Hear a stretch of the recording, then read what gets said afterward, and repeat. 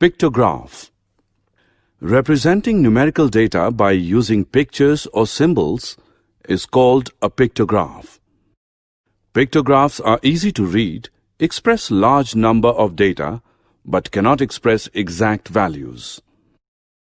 This is the pictorial representation of games selected by people in a colony. Bar graph. A bar graph is another form of graphical representation of data showing quantity of data according to the length of the bars. These bars can be either horizontal or vertical. This bar graph represents ages of different animals. From this bar graph, we can get the age of animals. Comparison of data. We can represent two sets of data in a bar graph. This bar graph shows average monthly expenditure in 2006 and also in 2007. This type of graph is called double bar graph. We can compare two sets of data using this double bar graph. Frequency distribution. Types of data. Raw data. Raw data is a collection of initial observations not yet organized. It is the information we get when we do survey. It can be classified into two types: discrete data, continuous data. Discrete data. Such data can be very precisely measured in whole numbers. The number of children in a family and size of shoes are some examples of discrete data. Continuous data. Such data can have any value between two whole numbers, that is, it can be measured with absolute accuracy. There will always be some error. Weight of students in a class and temperature in a city are some examples of continuous data. Frequency distribution table. Look at the following data.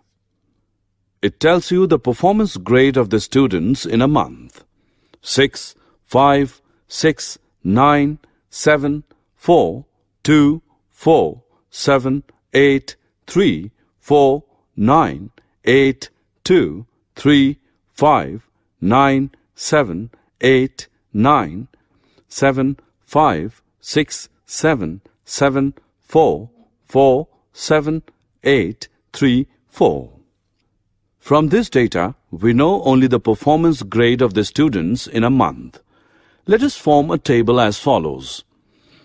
This table shows clear picture of the given data. From this table, we come to know the number of students in each grade. This table is known as frequency distribution table. The number of times a particular observation occurs in a given data is called its frequency.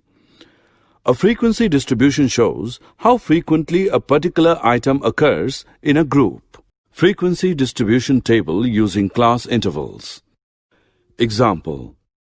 Given below are marks scored by 30 children in a class in mathematics. The following points should be kept in mind before grouping data into class intervals. 1. When you group data into class intervals, the most important factor that you have to take into consideration is the range of the distribution. Find out the difference between the largest and the smallest observations. Largest value is equal to 98. Minimum value is 3. Range is 98 minus 3, which equals 95. 2. The number of class intervals should not be too many. At the same time, they should not be too few in number. There could be from 5 to about 20 class intervals. 3. Based on the above two factors, you will have to choose the width of the class intervals. You should choose this width with great care. It should not be so wide that the significance of the data is lost, nor should it be so narrow that the number of intervals is too many. Only you can decide the optimum size of the interval. Let us take the width as 20. 1.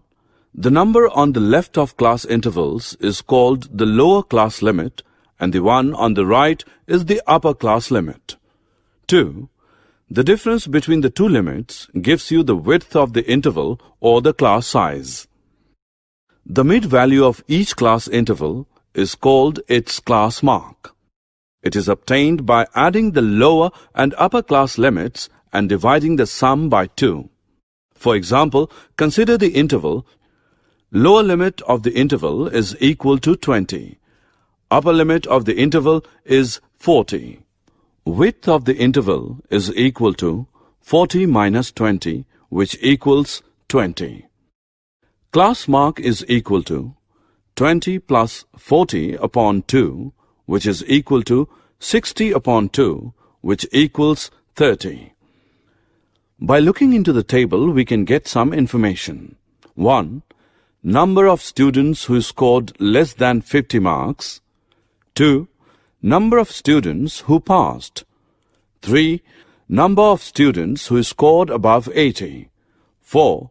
We can identify the performance of the class. The method of classifying data into class intervals is called grouping of data. Two different types of class intervals. There are two different types of class intervals. 1. Overlapping class intervals. 2. Non-overlapping class intervals. Non-overlapping intervals like 0 to 19, 20 to 39, 40 to 59, etc. are so called since the upper limit of the previous class and the lower limit of the next one are different. This kind of class interval is only useful for discrete data. In overlapping class intervals, the upper limit of the previous class is the same as the lower limit of the next one. For example, 0 to 20, 40 to 60, etc. Histogram. A histogram is graphic representation of the frequency distribution of a continuous variable. Rectangles are drawn in such a way that their bases lie on a linear scale representing different intervals, and their heights are proportional to the frequency of the values within each of the intervals. Example: given below is a frequency table and the corresponding histogram showing the number of employees in a particular factory according to their income. Solution: frequency table showing 100 employees in a factory according to their income level. If you have a good look at the histogram given above, you will notice that 1. A histogram looks like a bar graph, but there is no space between one bar and the other. 2. The histogram has a title. 3. On the x-axis, the class intervals of the grouped data are shown. What the distribution depicts is also written below it. 4. On the y-axis, the frequencies for each class interval are shown.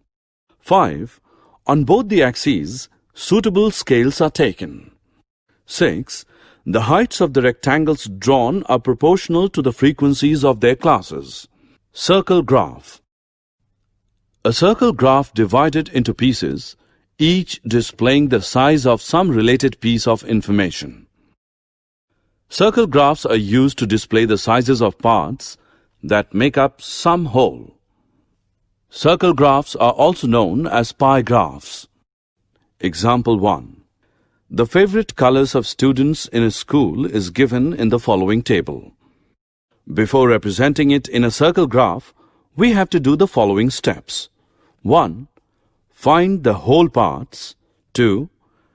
Count the number of groups. 3. Find what fraction of each group has as a whole. 4. Find the central angle and draw the graph according to it. Solution. Total number of students is equal to 200. Number of groups is equal to 5. Fraction of students who like red color is equal to 37 upon 200. Central angle is equal to 37 upon 200, that is 360 degrees, which is equal to 66.60. Fraction of students who like green color is equal to 26 upon 200. Central angle is equal to 26 upon 200, which is 360 degrees, which equals 46.80. Fraction of students who like blue color is equal to 30 upon 200. Central angle is equal to 30 upon 200. 360 degrees is equal to 540. Fraction of students who like yellow color. Fraction of students who like yellow color is equal to 39 upon 200. Now central angle is equal to 39 upon 200. 360 degrees is equal to 70.20. Fraction of students who like pink color is equal to 68 upon 200. Central angle is equal to 68 upon 200. 360 degrees is equal to 122.40. Summary. Let us summarize what we have learned. Raw data is a collection of observations which are not organized. The difference between the highest and lowest observations in a data is called the range of the data. The number of times a particular observation occurs in a given data is called its frequency. A frequency distribution is a table that shows how frequently a particular item occurs in a group. When the number of observations is high, the data is grouped into convenient class intervals. The difference between the upper and lower class limits is called the class size. The mid-value of a class interval is called the class mark. Class intervals may be overlapping or non-overlapping depending on the type of data collected. A histogram is a graphic representation of grouped data. It consists of rectangles with class intervals as the basis and the corresponding frequencies as heights. An experiment is a situation involving chance or probability that leads to results. An outcome is the result of a single trial of an experiment. An event is one or more outcomes of an experiment.